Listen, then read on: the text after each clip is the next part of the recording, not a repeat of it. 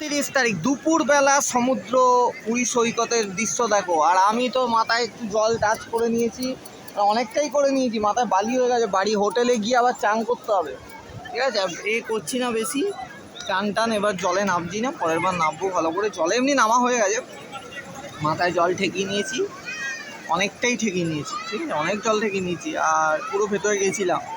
আর পাটার অবস্থা খুব খারাপ, সব ভিজে ব্যাপার। আর কারণ আজকে রাতেই ট্রেন, তো এখন জামা কাপড় বেশি ভিজিয়ে দিলে আবার শুকোবে টুকোবে, ঝামেলা হয়।